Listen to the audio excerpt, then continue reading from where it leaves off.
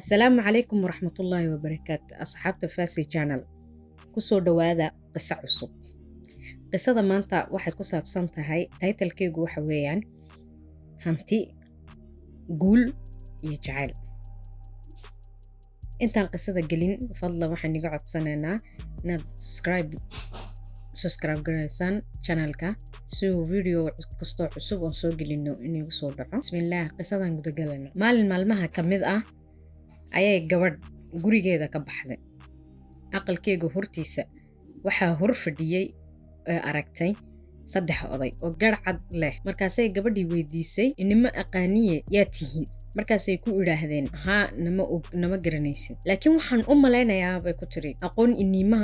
inima lihi laakiin waxaan u malaynayaa inaad gaajaysan tihiin fadlan soo gala oo cunto ayaan idin siinaya markaasuu odayaashii mid kamid a ayaa weydiiyey ninkaagii guriga ma jooga markaasay ugu jawaabtay maya ma joogo markaasay ku idhaahdeen ma gali karno guriga marxaba bay ku tiri waa iska socotay gabadhii maqribkii markuu ninkeedii guriga imiday ayay gabadhii uga sheekaysay odayaashii iyo waxay iskugu jawaabeenba markaasuu ku yidhi odageygii odayaashii hadda ma joogaan markaasay ku tiri haa way fadhiyaan markaasuu ku yidhi soo gala ku dhe hadda waan imiday gabadhii baa dibadda u soo baxday markaasay odayaashii ku tiri odageygii waa imiday ee soo gala hadda odayaashii mid kamida ayaa ku yidhi may anagu guriga ma wada galno saddexdeed ee mid kamida ayaa galay markaasay ku tiri oo sabab maxaa u kala hadhaysay odayaashii mid kamida ayaa ku yidhi anaa kuu sharaxaaya ani magacaygu waa hanti odaygan kale magaciisu waa guul kaas kalena magaciisu waa jacayl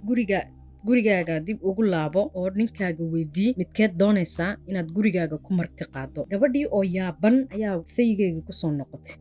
markaasay ka tiri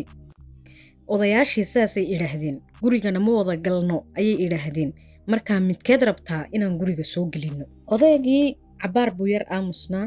markaasuu ku yidhi isagoo oo faraxsan marba hadday sidaa tahay arrintu waxaan marti qaadayaa hanti yacni odaygii isku magacaabay hanti xaaskiisu waa khilaaftay markaasay ku tiri maxaa nuugu yeedhi laanahay guul magacdu aad bay u kala duwan yihiin micnaha isagu rag ahaan hantida ayay ka helaan iyo lacagta gabdhuhuna guusha inan yar oo ay guriga joogtay ayaa hadalka maqashay sheekadooda maqashay markaasay intay soo baxday ku tiri anigu ma hadli kara markaa bay ku yidhaahdeen haa waad hadli kartaa miyayna ka roonayn bay tiri inaan marti qaadno marba haddii midaha marti qaadano odayga jacaylka leedha yacni odayga jacayl isku bixiyey guriga waxaa ka buuxsami doona jacayl saygii gabadha ayaa yidhi aan ku xisaabtanno talada inanta yar oo hanu qaadano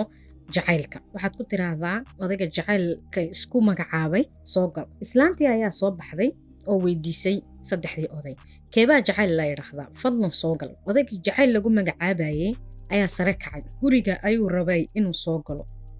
labadii kale ayaa iyaguna soo kacay markaasay gabadhii ku tiri oo sawtaad igu lahaydeen saddexdeedu guri ma wada galno hadda maxaa isbedelay anigu waxa keliyeen casuumay waa jacayl guriga inuu galana qofka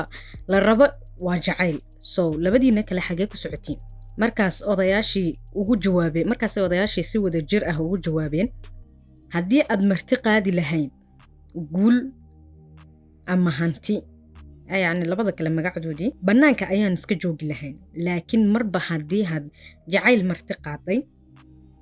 annaguna meel walbuu tago waan raacnaa qisada maanta intaas bay noogu eg tahay waxaan rabay faa'iido yaroo kooban inaan niiga faa'iideeyo oo aan qisada kala soo baxay qisadu waxay ku saabsan tahay marba hadduu meesha jacayl jiro hantina way imanaysaa guulna waa la gaarayaa micnaha labada qof mar haddii hay qalbigoogu isku furan yahay oo daacad ay isku yihiin dad si wada jir ah wax u qabsanaya hay yihiin midba midka kale uu ka fikiraynin si khalada u fahmayn amba uu ka fikiraynin maxaan ku dhahdaaye xumaan uga fikiraynin guulna waa la gaarayaa hantina waa la helayaa wassalaamu calaykum waraxmatullahi